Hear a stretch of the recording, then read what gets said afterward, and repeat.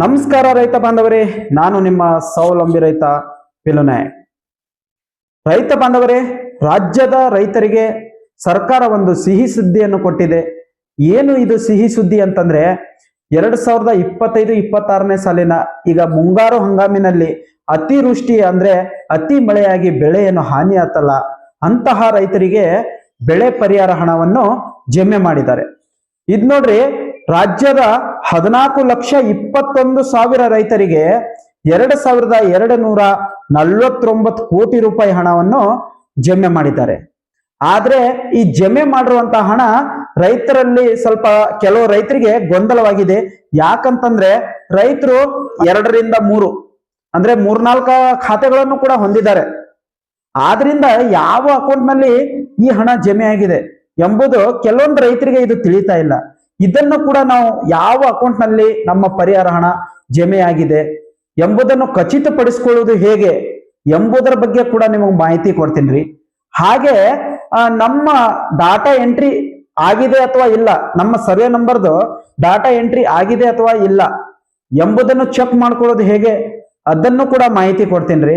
ಹಾಗೆ ಪರಿಹಾರ ಹಣ ಇನ್ನೂ ಹೇಳಿದ್ದಾರೆ, ಇನ್ನು 44,208 ಜನ ರೈತರಿಗೆ ಇನ್ನೂ ಈ ಪರಿಹಾರ ಹಣ ಬರಬೇಕಾಗಿದೆ. ಅವರಿಗೆ ನಾನಾ ಕಾರಣಾಂತರಗಳಿಂದ ಈ ಪರಿಹಾರ ಹಣ ಜಮೆ ಆಗಿಲ್ಲ ಅಂತ ಹೇಳಿದ್ದಾರೆ.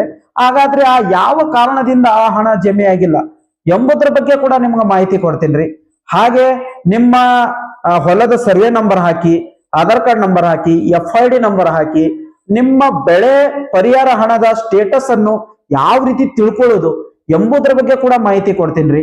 ಹಾಗೆ ನಿಮ್ಮ ಹಳ್ಳಿಯ ಸಂಪೂರ್ಣವಾದ ಲಿಸ್ಟ್ ತೆಗೆದು ನಿಮ್ಮ ಹಳ್ಳಿಯಲ್ಲಿ ಯಾವೆಲ್ಲ ರೈತರಿಗೆ ಎಷ್ಟೆಷ್ಟು ಹಣ ಜಮೆ ಆಗಿದೆ ಮತ್ತು ಅವರ ಎಷ್ಟೆಷ್ಟು ಪ್ರಮಾಣದಲ್ಲಿ ಹಾನಿಯಾಗಿದೆ, ಎಷ್ಟೆಷ್ಟು ಹಣ ಜಮೆ ಆಗಿದೆ, ಪೂರ್ತಿ ಹಳ್ಳಿಯ ಲಿಸ್ಟ್ ಅನ್ನು ಕೂಡ ನಾವು ನೋಡಬಹುದು.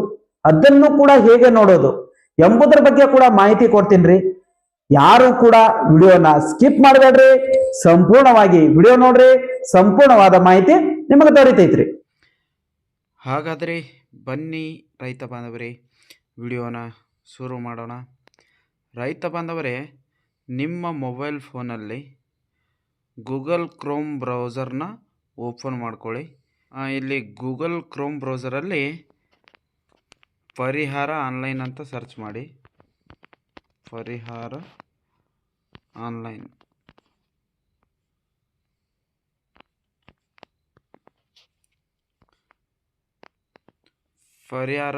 ಅಂತ ಟೈಪ್ ಮಾಡಿ ಸರ್ಚ್ ಮಾಡಿದಾಗ ಇಲ್ಲಿ ಫಸ್ಟಿಗೆ ಬರ್ತಾ ಇದೆ ನೋಡಿ ವೆಬ್ಸೈಟು, ಪರಿಹಾರ ಕರ್ನಾಟಕ gov.in ಅಂತಿದೆಯಲ್ಲ, ಅದರ ಮೇಲೆ ಕ್ಲಿಕ್ ಮಾಡ್ಕೊಳ್ಳಿ.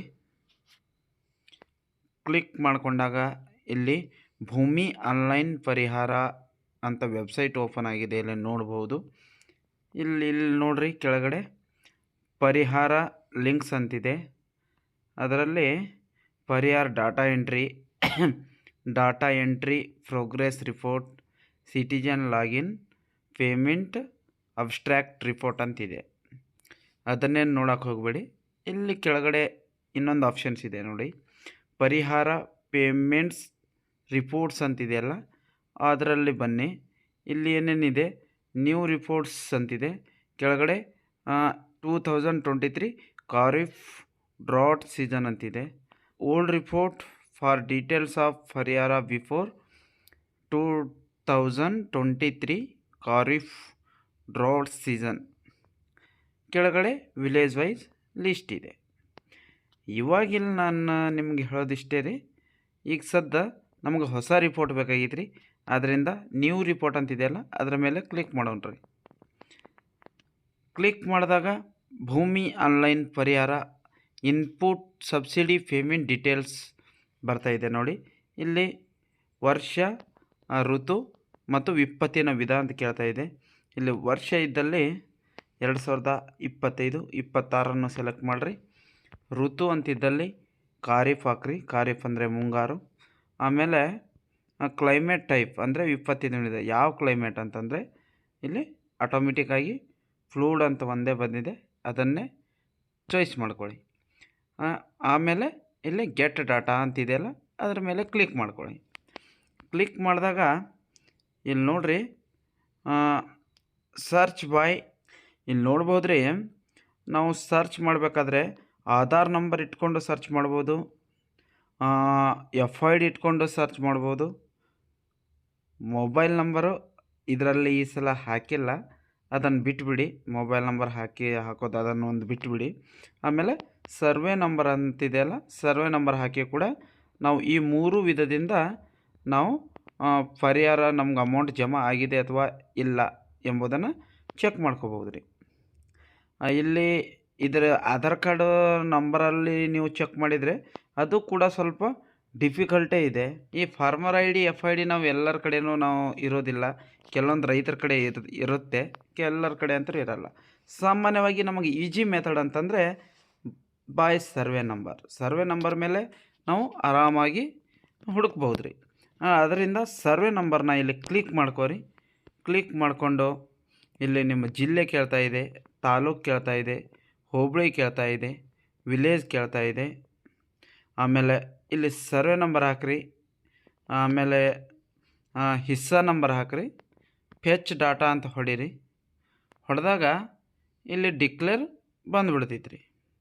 ಉದಾಹರಣೆಗೆ ಇವಾಗ ನಾನೊಂದು ಸರ್ವೆ ನಂಬರ್ ಹಾಕಿ ನಿಮಗೆ ತೋರಿಸ್ತೀನಿ ರೀ, ನೋಡಿರಿ. ರೈತ ಬಂದವ್ರೆ, ಇಲ್ಲೊಂದು ನಾನು ಡೀಟೇಲ್ಸ್ ತೆಗ್ದಿದ್ದೀನಿ ನೋಡಿರಿ. ಇಲ್ಲಿ ಫಸ್ಟಿಗೆ ಕ್ರಮ ಸಂಖ್ಯೆ ಇದೆ, ಜಿಲ್ಲೆ ಹೆಸರಿದೆ, ಬ್ಯಾಂಕಿನ ಹೆಸರಿದೆ ಮತ್ತು ಎಷ್ಟು ಅಮೌಂಟ್ ಹಾಕಿದ್ದಾರೆ ಎಂಬುದು ಕೂಡ ಇದೆ. ಇಲ್ಲಿ ಅಕೌಂಟ್ ನಂಬರ್ ಇದೆ, ಹಣ ನಿಮಗೆ ಜಮಾ ಆಗಿದೆ ಅಥವಾ ಇಲ್ಲ ಅದರ ಸ್ಟೇಟಸ್ ಕೂಡ ಇದೆ. ಡೇಟ್, ಹಣ ಯಾವ ದಿನಾಂಕದಂದು ಹಾಕ್ಯಾರ ಅದು ಕೂಡ ಇದೆ. ಎದಕ್ಕೆ ಹಾಕಿದರು, ಕ್ಲೈಮೇಟ್ ಟೈಪ್ ಅಂದರೆ ಅತಿವೃಷ್ಟಿಯಿಂದ ಹಾಕಿದ್ರ, ಎದರಿಂದ ಹಾಕಿದ್ರು ಅದನ್ನು ಇದೆ. ಮತ್ತು ಯಾವ ಸೀಸನಲ್ಲಿ ಅತಿವೃಷ್ಟಿಯಾಗಿದೆ ಎಂಬುದು ಕೂಡ ಇದೆ.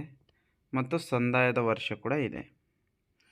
ಇಲ್ಲಿ ನೋಡ್ರಿ, ಈ ರೈತರಿಗೆ ವಿಜಯಪುರ ಜಿಲ್ಲೆಯ ರೈತ ಕೆನರಾ ಬ್ಯಾಂಕ್ ಖಾತೆಗೆ 19,040 ರೂಪಾಯಿ ಒಂದು ಸಲ ಜಮಾ ಆಗಿದೆ. ಹಾಗೆ 9,520 ರೂಪಾಯಿ ಜಮಾ ಆಗಿದೆ. ಇದು 2 ಸಲ ಜಮಾ ಆಗಿದೆ. ಎಲ್ಲ ರೈತರಿಗೂ ಕೂಡ 2 ಸಲ ಅಮೌಂಟ್ ಜಮಾ ಆಗಿದೆ. ಯಾಕಂತಂದರೆ ಒಂದು NDRF ನಿಯಮದ ಅನುಸಾರ ಹಾಕಿರೋದು ಹಣ. ಇನ್ನೊಂದೇನು ಹಾಕಿದಾರಲ್ಲ, ಇದು ಹೆಚ್ಚುವರಿ ಹಾಕ್ತೀವಂತೇನು ಹೇಳಿದ್ರಲ್ಲ, ರಾಜ್ಯ ಸರ್ಕಾರದಿಂದ ಈ ವರ್ಷ ಅತಿವೃಷ್ಟಿ ಆಗಿದ್ದರಿಂದ ಹೆಚ್ಚುವರಿ ಹೆಕ್ಟರ್ಗೆ 8,500 ರೂಪಾಯಿನ ಹೆಚ್ಚುವರಿ ಹಾಕ್ತೀವಂತ ಹೇಳಿದ್ರಲ್ಲ, ಆ ಅಮೌಂಟು ಇದರಲ್ಲಿ ಇದೆ. ಆದ್ದರಿಂದ 2 ಸಲ ಅಮೌಂಟ್ ಬಂದಿದೆ. ಒಂದು NDRF ನಿಯಮದ ಅನುಸಾರ, ಇನ್ನೊಂದು ರಾಜ್ಯ ಸರ್ಕಾರದ ಹೆಚ್ಚುವರಿ ಹಣ. ಆದ್ದರಿಂದ ಎಲ್ಲ ರೈತರಿಗೂ 2 ಸಲ ಇಲ್ಲಿ ಜಮಾ ಆಗಿದೆ. ಇಲ್ಲಿ ನೋಡ್ಬೋದ್ರಿ. ಮತ್ತು ಮುಂದೆ ಖಾತೆದಾರರ ಹೆಸರು ಇದೆ, ಅಕೌಂಟ್ ನಂಬರು ಕೂಡ ಇದೆ ಅವ್ರದ್ದು. ಹಣ ಪೇಮೆಂಟ್ ಸ್ಟೇಟಸ್ ಸಕ್ಸಸ್ಫುಲ್ ಇದೆ. ಅಂದರೆ ಒಂದು ನೋಡ್ರಿ, 27/11/2025ಕ್ಕೆ 19,040 ರೂಪಾಯಿ ಜಮಾ ಆಗೈತಿ. 28/11/2025ಕ್ಕೆ 9,520 ಜಮಾ ಆಗೈತಿ ರೀ. ಇದು ನೋಡ್ರಿ, ಫ್ಲೂಡ್ ಅಂದರೆ ಅತಿವೃಷ್ಟಿಯಿಂದ ಬಂದಿರುವಂಥ ಹಣ. ಆಮೇಲೆ ಇಲ್ಲಿ ನೋಡ್ಬೋದು ರೀ, ಯಾವ ಸೀಸನಲ್ಲಿ ಹಾಕಿದ್ರು ಅಂತಂದರೆ ಮುಂಗಾರಿನಲ್ಲಿ ಹಾಕಿರುವಂಥ ಹಣ 2025-26ನೇ ಸಾಲಿಂದು. ಇಷ್ಟೆಲ್ಲ ಬರತ್ತೆ ರೀ. ಹಾಗೆ ನಿಮ್ಗೆ ಇನ್ನೊಂದು ಡಾಟಾ ಎಂಟ್ರಿ ಇಲ್ಲಪ್ಪ ಅಂತಂದರೆ ಅವ್ರದ್ದು ಏನೂ ತೋರಿಸೋದೇ ಇಲ್ಲ ಇಲ್ಲಿ.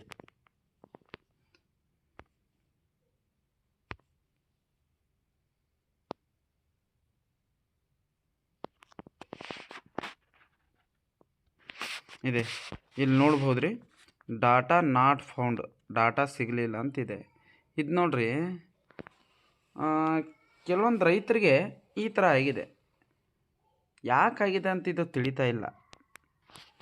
ಈ ರೀತಿ ಬಂದರೆ ನಿಮ್ಗೆ ಹಣನೇ ಬರಲ್ಲ. ಡಾಟಾ ಎಂಟ್ರಿ ಇದ್ದರೆ ಮಾತ್ರ ಹಣ ಬರುತ್ತೆ. ಇಲ್ಲಿ ಡಾಟಾ ನಾಟ್ ಫೌಂಡ್ ಅಂತ ಬಂದರೆ ನಿಮ್ಗೆ ಖಂಡಿತವಾಗಿ ಬೆಳೆ ಪರಿಹಾರ ಹಣ ನಿಮಗೆ ಜಮೆ ಆಗಲ್ಲ. ಈ ರೀತಿ ನೀವು ಇಲ್ಲಿ ಚೆಕ್ ಮಾಡ್ಕೊಳ್ಳೋದು ನೋಡ್ರಿ.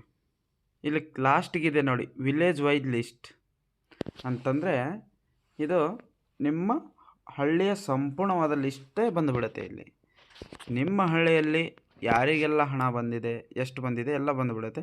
ಉದಾಹರಣೆಗೆ ಸದ್ಯಕ್ಕೆ ನಮ್ಮ ಹಳ್ಳಿದೆ ನಾನು ಇಲ್ಲಿ ಹಾಕಿ ತೋರಿಸ್ತೀನಿ ನೋಡ್ರಿ ನಿಮ್ಗೆ.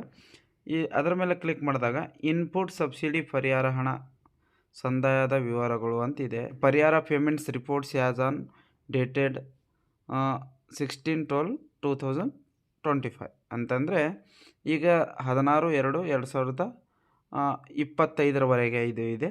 ಇಲ್ಲಿ ನೋಡ್ಬೋದು ವರ್ಷ ಆಯ್ಕೆ ಮಾಡಿ ಅಂತ ಹೇಳ್ತಾ ಇದೆ. 2025-26 ಹಾಕೊಳ್ಳೋಣ. ಋತು ಮುಂಗಾರು,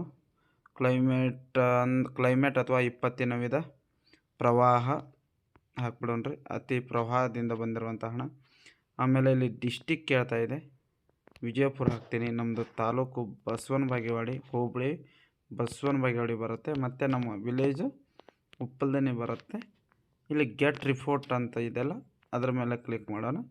ಕ್ಲಿಕ್ ಮಾಡಿದಾಗ ಇಲ್ಲಿ ರಿಪೋರ್ಟ್ ಬಂದುಬಿಟ್ಟಿದೆ ನೋಡಿ.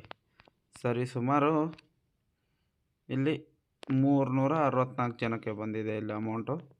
ಇಲ್ಲಿ ನೋಡ್ಬೋದು ರೀ, ಇಲ್ಲಿ ಸರಸ್ತಾ ಬರ್ತೀನಿ ಎಲ್ಲ ಅಮೌಂಟಾಗ ಇಲ್ಲಿ ಎಲ್ಲ ಸಕ್ಸಸ್ಫುಲ್ ಅಂತಿದೆ. ನಿಮ್ಗೆ ಹೇಳಿದ್ನಲ್ಲ, ಈ ಲೀಸ್ಟ್ನಲ್ಲಿ ಯಾರ್ದೆಲ್ಲ ಹೆಸರಿದೆ ಅಂಥ ರೈತರಿಗೆ ಖಂಡಿತವಾಗಿ ಹಣ ಜಮೆ ಆಗಿದೆ. ರೈತ ಬಾಂಧವರೇ, ಲೀಸ್ಟ್ ಓಪನ್ ಮಾಡಿದಾಗ ಈ ಲೀಸ್ಟಲ್ಲಿ ಏನೆಲ್ಲ ಇದೆ ಎಂಬುದನ್ನು ನಿಮಗೆ ತೋರಿಸ್ಬಿಡ್ತೀನಿ ರೀ. ಈ ಕಡೆ ಸೀರಿಯಲ್ ನಂಬರ್ ಇದೆ, ಮಾಸ್ ಕಾರ್ಡ್ ಆಧಾರ್ ನಂಬರ್ ಇದೆ, ಸೀರಿಯಲ್ ನಂಬರ್ 1 2 3 ಇದೆ. ಆಮೇಲೆ ಮಾಸ್ ಕಾರ್ಡ್ ಆಧಾರ್ ನಂಬರ್ ಅಂದರೆ ಲಾಸ್ಟ್ 4 ಡಿಜಿಟ್ ಅಷ್ಟೇ ಇರುತ್ತೆ. ಆಮೇಲೆ ನಮೂದು ಸಂಖ್ಯೆ ಎಂಟ್ರಿ ಐ ಡಿ ಅಂತಿದೆ ನೋಡಿರಿ, ಡಾಟಾ ಎಂಟ್ರಿ ಐ ಡಿ ಇದೆ ನೋಡಿರಿ. ನಾನು ಆಗಲೇ ನಿಮಗೆ ಫಸ್ಟಿಗೆ ಹೇಳಿದ್ನಲ್ಲ, ಡಾಟಾ ಎಂಟ್ರಿ ಇದ್ದರೆ ಮಾತ್ರ ನಿಮಗೆ ಅಮೌಂಟ್ ಬರುತ್ತೆ, ಇಲ್ಲಪ್ಪ ಅಂತಂದರೆ ಬರಲ್ಲ ಅಂತ ಇದೆ ನೋಡಿರಿ. ಇಲ್ಲಿ ಫಲಾನುಭವಿಯ ಹೆಸರಿದೆ, ಎಲ್ಲ ಯಾರೆಲ್ಲ ಫಲಾನುಭವಿಗಳು ಇರ್ತಾರೆ ಅವ್ರ ಹೆಸರಿದೆ. ಹಾಗೆ ಮುಂದೆ ಸರ್ವೆ ನಂಬರ್ ಇದೆ ಮತ್ತು ಯಾವ ಬೆಳೆ ಅತಿವೃಷ್ಟಿಯಿಂದ ಹಾನಿಯಾಗಿದೆ ಎಂಬುದು ಕೂಡ ಬೆಳೆ ಹೆಸರಿದೆ. ಹಾಗೆ ಬೆಳೆಯ ವಿಧ, ಕ್ಯಾಟಗರಿ ಅಂದರೆ ಇದು ನೀರಾವರಿನ ಒಣ ಬೇಸಾಯ ಎಂಬುದನ್ನು ಕೂಡ ಮುಂದಿದೆ. ಇಲ್ಲಿ ಮತ್ತು ಬೆಳೆ ನಷ್ಟವಾದ ವಿಸ್ತೀರ್ಣ, ಎಷ್ಟು ಪ್ರಮಾಣದಲ್ಲಿ ಇವರ ಬೆಳೆ ಹಾನಿಯಾಗಿದೆ ಅಂತ ಅದು ಕೂಡ ಇದೆ. ಆಮೇಲೆ ಹಣ ಸಂದಾಯದ ಸ್ಥಿತಿ, ಇಲ್ಲಿ ನೋಡ್ಬೋದು ರೀ, ಹಣ ಅವರಿಗೆ ಹೋಗಿದೆ ಅಥವಾ ಇಲ್ಲ ಎಂಬುದು ಕೂಡ ಇದೆ. ಇಲ್ಲಿ ಸಕ್ಸಸ್ಫುಲ್ ಅಂತಿದೆ, ಆದ್ದರಿಂದ ಅವರಿಗೆ ಜಮಾ ಆಗಿದೆ. ಆಮೇಲೆ ಸಂದಾಯದ ದಿನಾಂಕ, ಎಷ್ಟನೇ ತಾರೀಕಿಗೆ ಇದು ಹಣ ಜಮಾ ಆಗಿದೆ ಎಂಬುದು ಕೂಡ ಇದೆ. ಇಲ್ಲಿ ನೋಡ್ಬೋದು 28/11/2025 ಇವರಿಗೆ 17,000 ರೂಪಾಯಿ ಹಣ ಜಮೆ ಆಗಿದೆ. ಈ ರೀತಿ ನೀವು ವೀಕ್ಷಣೆ ಮಾಡಬಹುದು. ಇಲ್ಲಿ ನೋಡ್ಬೋದು ರೀ, ಪೇಮೆಂಟ್ ಸ್ಟೇಟಸಲ್ಲಿ ಈ ಲೀಸ್ಟ್ನಲ್ಲೇ ಇರುವಂಥ ರೈತರಿಗೆ ಇನ್ನೂ ಹಣ ಬಂದಿಲ್ಲ. ಅಂದರೆ ಸುಮಾರು 44,208 ಜನ ರೈತರಿಗೆ ಈ ಲೀಸ್ಟ್ನಲ್ಲಿ ಅವ್ರ ಹೆಸರಿದೆ. ಅಂತಹ ರೈತರು ಕೆಲವೊಂದು ನಾನಾ ಕಾರಣಗಳಿಂದ ನಿಮಗೆ ಹಣ ಜಮೆ ಆಗಿಲ್ಲ ಅಂತ ನಾನು ಹೇಳಿದ್ನಲ್ಲ, ಅದು ಯಾವ ಕಾರಣಗಳಿಂದ ಅಂತಂದರೆ ಇದರಲ್ಲೇ ನೋಡಬೇಕು, ಪೇಮೆಂಟ್ ಸ್ಟೇಟಸಲ್ಲೇ ನೋಡ್ಕೋಬೇಕು. ಸಕ್ಸಸ್ಫುಲ್ ಇದೆ, ಏನಾದರೂ ಪ್ರಾಬ್ಲಮ್ ಇದೆ ಎಲ್ಲ ನೋಡ್ಕೋಬೋದು. ಇಲ್ಲಿ ನಮ್ಮ ಹಳ್ಳಿಯಲ್ಲಿ ಕೂಡ ಒಂದು ಇಬ್ಬರದ್ದು ಪ್ರಾಬ್ಲಮ್ ಇದೆ. ಹಾಗೆ ಅವ್ರದ್ದು ನಿಮಗೆ ತೋರಿಸ್ಬಿಡ್ತೀನಿ ರೀ, ಏನು ಪ್ರಾಬ್ಲಮ್ ಇದೆ ಅಂತ ಎಲ್ಲ ನೋಡಿರಿ. ಎಲ್ಲ ಸಕ್ಸಸ್ಫುಲ್ ಅಂತ ಬರ್ತಾಯಿದೆ. ಆದರೆ ಒಂದು ಇಬ್ಬರು ರೈತರ ಹಣ ಜಮೆ ಆಗಿಲ್ಲ. ಇಲ್ಲಿ ನೋಡ್ಬೋದು ರೀ, NPCI ಸೀಡಿಂಗ್ ಇಜ್ಯೂ, ಇಲ್ಲಿ ನೋಡಿರಿ NPCI ಸೀಡಿಂಗ್ ಇಜ್ಯೂ ಅಂತಿದೆ. ಇಲ್ಲಿ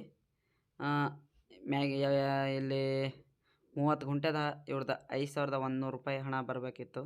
ಆದರೆ ಇವ್ರದ್ದು NPCI ಲಿಂಕ್ ಆಗದ ಕಾರಣ ಇನ್ನೂ ಹಣ ಜಮೆ ಆಗಿಲ್ಲ. ಇಲ್ಲ, ಎಲ್ಲ ಸಕ್ಸಸ್ಫುಲ್ ಇದೆ ನೋಡಿರಿ. ಇಲ್ಲಿ ಈ ರೀತಿ ಆಗಿದೆ. ಈ ರೀತಿ ನೀವು ಕೂಡ ನಿಮ್ಮ ಸಂಪೂರ್ಣ ಹಳ್ಳಿಯ ಲಿಸ್ಟ್ ತೆಗೆದು ನೀವು ಕೂಡ ವೀಕ್ಷಣೆ ಮಾಡ್ಬೋದು ನೋಡ್ರಿ ರೈತ ಬಾಂಧವರೇ. ಆದರೆ ರೈತರಿಗೆ ಸರ್ಕಾರ ಸ್ವಲ್ಪ ಇದರಲ್ಲಿ ಅನ್ಯಾಯ ಮಾಡಿದೆ ಅಂತ ನನಗನ್ನಿಸ್ತಾ ಇದೆ. ಯಾಕಂತಂದ್ರೆ ಇನ್ನು 44,208 ಜನ ರೈತರಿಗೆ ಹಣ ಜಮೆ ಆಗ್ಬೇಕಿದೆ ಅಂತ ಮಾಹಿತಿ ಕೊಟ್ಟಿದ್ದಾರೆ. ಆದ್ರೆ ಈ ಲಿಸ್ಟ್ ನಲ್ಲಿ ಏನು ಹೆಸರಿದೆಯಲ್ಲ, ಈ ಲಿಸ್ಟ್ ನಲ್ಲಿ ಹೆಸರಿದ್ದವರಿಗೆ ಮಾತ್ರ ಈ ಹಣ ಬರುತ್ತೆ. ಈ ಲಿಸ್ಟ್ ಅಲ್ಲಿ ಹೆಸರೇನಿಲ್ಲಲ್ಲ ಅಂತ ರೈತರಿಗೆ ಪರಿಹಾರ ಹಣನೇ ಜಮೆ ಆಗಲ್ಲ. ಅಂದ್ರೆ ನೋಡಿದಾಗ ಉದಾಹರಣೆಗೆ ನಾನಿವತ್ತು ನಮ್ಮ ಹಳ್ಳಿಯ ಬಗ್ಗೆ ವಿಚಾರ ಮಾಡಿ ನೋಡಿದಾಗ ಇನ್ನು ಬಹಳಷ್ಟು ಜನಕ್ಕೆ ಈ ಹಣ ಜಮೆ ಆಗಿಲ್ಲ. ನಮ್ಮ ಹಳ್ಳಿದಾಯ್ತು, ಪೂರ್ತಿ ಕರ್ನಾಟಕದ ಎಲ್ಲ ರೈತರ ಪರವಾಗಿ ನಾನು CM ಸಿದ್ದರಾಮಯ್ಯ ಸಾಹೇಬರಿಗೆ ಮತ್ತು ಕಂದಾಯ ಸಚಿವರಾದಂತಹ ಕೃಷ್ಣ ಬೈರೇಗೌಡ ಸಾಹೇಬರಿಗೆ ವಿನಂತಿ ಮಾಡೋದೇನಂತಂದ್ರೆ, ಇದು ಪರಿಹಾರ ಹಣ ಎಲ್ಲ ರೈತರಿಗೆ ತಲುಪಬೇಕಾಗಿದೆ. ಆದ್ರೆ ಎಲ್ಲ ರೈತರಿಗೆ ಇದು ತಲುಪಿಲ್ಲ. ಯಾವ ಕಾರಣಾಂತರಗಳಿಂದ ಈ ಹಣ ತಲುಪಿಲ್ಲ, ಇದರ ಬಗ್ಗೆ ಸ್ವಲ್ಪ ನೀವು ತನಿಖೆ ಮಾಡಿ ಎಲ್ಲ ರೈತರಿಗೆ ಸೂಕ್ತವಾದಂತಹ ಪರಿಹಾರ ಕೊಡಿಸ್ಬೇಕು ಅಂತ ನಾನು ವಿನಂತಿ ಮಾಡ್ತೀನಿ ರೀ. ಹಾಗೆ ಇನ್ನು 44,208 ಜನ ರೈತರು ಅಷ್ಟೇ ಇಲ್ಲ, ಇನ್ನು ಸುಮಾರು ಲಕ್ಷಾಂತರ ರೈತರಿಗೆ ಈ ಪರಿಹಾರ ಹಣ ಬರಬೇಕಿತ್ತು, ಇನ್ನು ಬಂದಿಲ್ಲ. ಯಾಕೆ ಬಂದಿಲ್ಲ ಎಂಬುದು ಕೂಡ ಮಾಹಿತಿ ಸಿಗ್ತಾ ಇಲ್ಲ. ಆದ್ರೆ ಮಳೆ ಏನು ಒಂದು ಹೊಲದಲ್ಲಿ ಆಗಿ ಇನ್ನೊಂದು ಹೊಲದಲ್ಲಿ ಆಗಿಲ್ಲ ಅಂತಿಲ್ಲ. ಪೂರ್ತಿ ಹಳ್ಳಿಗೆ ಎಲ್ಲ ಹಳ್ಳಿಯಲ್ಲಿರುವಂತಹ ಎಲ್ಲ ರೈತರ ಜಮೀನಿನಲ್ಲೇ ಮಳೆ ಆಗಿದೆ, ಎಲ್ಲ ರೈತರ ಬೆಳೆ ಕೂಡ ಹಾನಿಯಾಗಿದೆ. ಆದ್ರೆ ಸರ್ಕಾರ ಇದರಲ್ಲಿ ಒಂದು ಕಣ್ಣೆಗೆ ಬೆಣ್ಣೆ ಒಂದು ಕಣ್ಣೆಗೆ ಸುಣ್ಣ ಬಡ್ದಿದ್ದಾರೆ ರೈತರಿಗೆ. ಯಾಕೆ ಈ ರೀತಿ ಮಾಡಿದ್ದಾರೆ ಎಂಬುದರ ಬಗ್ಗೆ ಸ್ವಲ್ಪ ಇದಕ್ಕೆ ತನಿಖೆ ಮಾಡಬೇಕು. ಜಂಟಿ ಸಮೀಕ್ಷೆ ಮಾಡಿ ಪರಿಹಾರ ಹಣವನ್ನು ಒದಗಿಸಿದ್ದಾರೆ ನಿಜ, ಆದ್ರೆ ಎಲ್ಲ ರೈತರಿಗೆ ಈ ಹಣ ಸಿಕ್ಕಿಲ್ಲಲ್ಲ. ರೈತರಂದ್ರೆ ಎಲ್ಲ ರೈತರು ಅಷ್ಟೇ, ಮೇಲು ಕೀಳು ಎಂಬ ಭಾವನೆ ಇದರಲ್ಲಿ ಇರಲ್ಲ. ಬೆಳೆ ಇವತ್ತು ಹಾನಿಯಾಗಿದೆ, ಇವತ್ತು ಶ್ರೀಮಂತನಿರಲಿ ಬಡವನಿರಲಿ ಎಲ್ಲ ರೈತರಿಗೆ ಈ ಹಣ ಸಿಗಬೇಕಾಗಿದೆ. ಇನ್ನು ಇದರಲ್ಲಿ ಏನಾಗಿದೆ ಅಂತಂದ್ರೆ, ಕೆಲವೊಬ್ಬರಿಗೆ ಹೆಚ್ಚು ಕಮ್ಮಿ ಹಣ ಜಮೆ ಆಗಿದೆ. ಅದ್ರ ಬಗ್ಗೆ ನಾನು ಇವತ್ತು ಮಾತಾಡಲ್ಲ. ಯಾಕಂತಂದ್ರೆ ಅದು ಡಾಟಾ ಎಂಟ್ರಿ ಮಾಡಿದಾಗ ಅವರಿಗೆ ಎಷ್ಟು ಪ್ರಮಾಣದಲ್ಲಿ ತಮ್ಮ ಹೊಲಗಳಲ್ಲಿ ಬೆಳೆ ಹಾನಿಯಾಗಿದೆ ಅಷ್ಟು ಪ್ರಮಾಣದಲ್ಲಿ ಡಾಟಾ ಎಂಟ್ರಿ ಆಧಾರದ ಮೇಲೆ ಹಣನ ಹಾಕಿದ್ದಾರೆ. ಆದ್ರೆ ಕೆಲವು ರೈತರಿಗೆ ಹಣನೇ ಹಾಕಿಲ್ಲ, ಅವ್ರದ್ದು ಕೂಡ ಬೆಳೆ ಹಾನಿಯಾಗಿದೆ. ಅಂತ ರೈತರಿಗೂ ಹಣ ಬರಬೇಕಿತ್ತು. ಅವರಿಗೆ ಎರಡನೇ ಹಂತದಲ್ಲಾದರೂ ಸ್ವಲ್ಪ ತನಿಖೆ ಮಾಡಿ ಯಾವೆಲ್ಲ ರೈತರು ತಮ್ಮ ಹೊಲದಲ್ಲಿ ಬೆಳೆಯನ್ನು ಹಾಕಿದ್ದಾರೆ ಅಂತಹ ರೈತರಿಗೆ ಹಾಕ್ರಿ. ಇನ್ನು ಪಾಳು ಭೂಮಿ, ಖಾಲಿ ಇದ್ದಂತ ಭೂಮಿ ಮತ್ತು ಪಾಳು ಭೂಮಿ ಇರ್ತಾವಲ್ಲ, ಖಾಲಿ ಭೂಮಿ ಅಂತ ರೈತರಿಗೆ ಹಾಕಕ್ ಹೋಗ್ಬೇಡಿ. ಖಾಲಿ ಹೊಲ ಇದ್ರೆ ಅಂತವ್ರಿಗೆ ನಾವು ಬೆಳೆ ಪರಿಹಾರ ಬೇಡೋದಿಲ್ರಿ.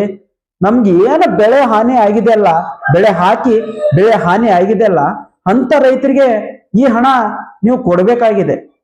ಆದ್ರಿಂದ ನಾನು ಮನವಿ ಮಾಡೋದಿಷ್ಟೇ, ಈ ಪರಿಹಾರ ಹಣ ರೈತರಲ್ಲಿ ಸಂತಸ ಉಂಟು ಮಾಡಿದೆ ನಿಜ, ಆದ್ರೆ ಕೆಲವು ರೈತರಿಗೆ ಇದು ದುಃಖದ ಮಾತೆ ಅಂತ ಹೇಳ್ತೀನಿ. ಯಾಕಂತಂದ್ರೆ ಅವರು ಕೂಡ ತಮ್ಮ ಬೆಳೆಯನ್ನು ಅವರ ಹೊಲದಲ್ಲಿ ಬೆಳೆ ಹಾಕಿ ಅತಿವೃಷ್ಟಿಯಿಂದ ತಮ್ಮ ಬೆಳೆಯನ್ನು ಹಾನಿ ಮಾಡ್ಕೊಂಡಿದ್ದಾರೆ. ಆದ್ರಿಂದ ಇದಕ್ಕೆ ಸರಿಯಾಗಿ ಸ್ವಲ್ಪ ತನಿಖೆ ಮಾಡಿ ಎಲ್ಲ ರೈತರಿಗೆ ಎರಡನೇ ಹಂತದಲ್ಲಾದ್ರೂ ಇದ್ರ ಬಗ್ಗೆ ಸ್ವಲ್ಪ ಹಣ ಹಾಕ್ಬೇಕು ಅಂತ ನಿಮ್ಮಲ್ಲಿ ಹೇಳ್ತೀನಿ. ಹಾಗೆ ಇನ್ನೂ 44,208 ಜನ ರೈತರಿಗೆ ಈ ಹಣ ಬರಬೇಕಾಗಿದೆ. ಈ ಹಣ ಇನ್ನೂ ಜಮೆ ಆಗಿಲ್ಲ ಅಂತ ಹೇಳ್ತಾ ಇದ್ರಲ್ಲ. ಈ ರೈತರಿಗೆ ಏನೆಲ್ಲ ಪ್ರಾಬ್ಲಮ್ ಆಗಿದೆ ಅಂತಂದ್ರೆ, FID ಫ್ರೂಟ್ಸ್ ತಂತ್ರಾಂಶದಲ್ಲಿ ಇರುವಂತ ಹೆಸರು ಮತ್ತು ಆಧಾರ್ ಕಾರ್ಡ್ ನಲ್ಲಿರುವಂತ ಹೆಸರು ತಾಳೆಯಾಗಿಲ್ಲ. ಈ ಕಾರಣದಿಂದ ಮತ್ತು NPCI ಲಿಂಕ್ ಆಗಿಲ್ಲ. ಈ ಕಾರಣಗಳಿಂದ ಇನ್ನು 44,208 ಜನ ರೈತರಿಗೆ ಈ ಪರಿಹಾರ ಹಣ ಜಮೆಯಾಗಿಲ್ಲ. ಆದ್ರೆ ಈ ಲಿಸ್ಟ್ ನಲ್ಲಿ ಇದ್ದು ಅದರಲ್ಲಿ ತೋರಿಸಿದ್ದಾರೆ ಏನ್ ಪ್ರಾಬ್ಲಮ್ ಆಗಿದೆ ಅಂತ. ನಾನು ತೋರಿಸಿದ್ನಲ್ಲ ಆಗ್ಲೇ, ಅಂತ ರೈತರು ನೀವು NPCI ಲಿಂಕ್ ಮಾಡೋದಿದ್ರೆ NPCI ಲಿಂಕ್ ಮಾಡಿ. ಹಾಗೆ ಮತ್ತೆ ಆಧಾರ್ FID ಮತ್ತು Aadhaar card name miss match ಆಗಿದ್ರೆ ಅದನ್ನು ಸರಿಪಡಿಸ್ಕೊಳ್ರಿ. ನಿಮ್ಮ ಹಣ ನಿಮ್ಮ ಖಾತೆಗೆ ನೇರವಾಗಿ ಜಮಾ ಆಗತ್ತೆ, ಯಾವುದೇ ರೀತಿ ಪ್ರಾಬ್ಲಮ್ ಆಗಲ್ಲ. ಮತ್ತೆ ಸಿಗೋಣ್ರಿ ಮತ್ತೆ ಹೊಸ ವಿಡಿಯೋದೊಂದಿಗೆ. ಎಲ್ರಿಗೂ ಧನ್ಯವಾದಗಳು.